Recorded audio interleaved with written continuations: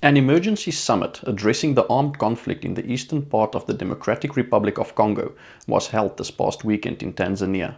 The summit was attended by Rwandan head of state, the DRC Prime Minister in person, and the DRC President virtually.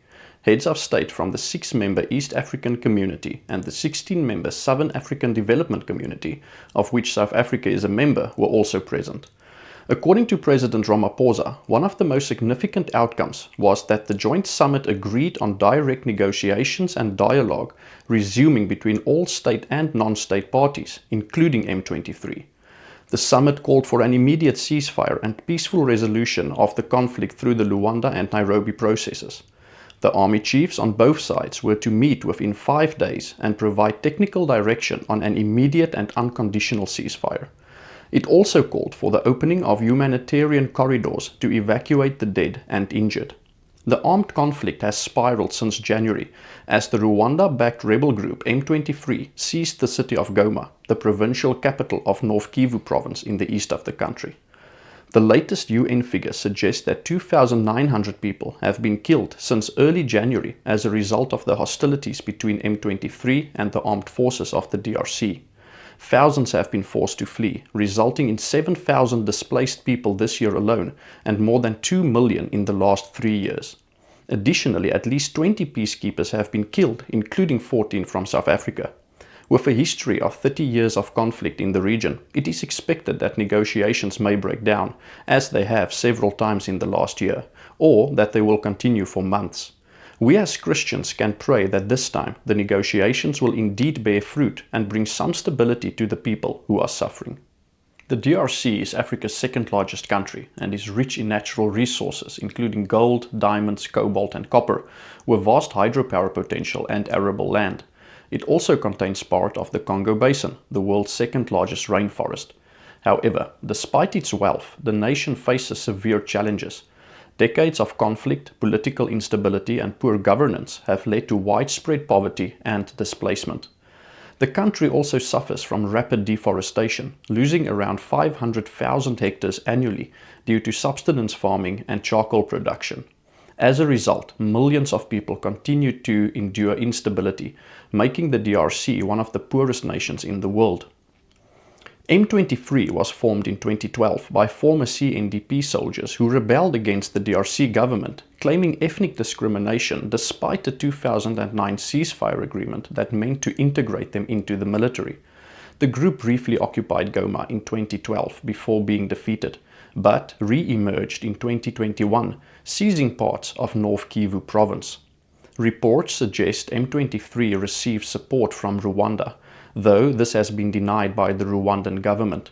But a UN report indicated that up to 4,000 Rwandan troops have fought alongside M23. M23 and other countries' interest in the DRC are driven by economic and security concerns. Economically, the DRC is rich in valuable minerals like cobalt and coltan, which are crucial for technology, including electric vehicles and smartphones. M23 has been accused of exploiting these resources, sending large amounts of coltan to Rwanda, although Rwanda denies the allegations. Other countries, including China, Switzerland and the UAE, are also heavily invested in DRC's mining sector, with China controlling most of the cobalt mines.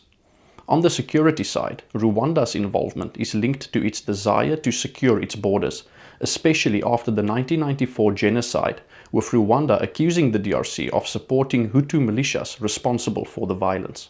The United Nations has had a peacekeeping force in the DRC since the late 1990s as a result of 2 large conflicts during that decade. It is the longest running and one of the largest forces ever deployed by the UN. The UN assisted in rebuilding the country's military and administration, but has not succeeded in combating the rebel groups in the east. The Southern African Development Community has contributed to the UN's peacekeeping efforts with troops mainly from South Africa, but also from Malawi and Tanzania. Their mandate is to support the DRC government in restoring peace, security and stability.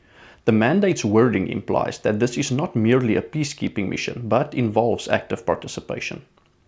Although 91% of the DRC's population professes Christianity, with 19% evangelical, there has been large-scale persecution and violence from Islamist groups towards Christians. Also, many churches have closed down in areas of conflict. Civilians, especially in eastern DRC, are paying a heavy price for the conflict. Not only are they caught in the fighting, but many have also been displaced, sexually assaulted, forced into prostitution or child labor, and left without access to water, electricity or food. According to the World Food Programme, an estimated 25.6 million people are experiencing severe food insecurity. Sometimes numbers can desensitize us, but as the global church, we must realize that behind these numbers are real people who need our prayers.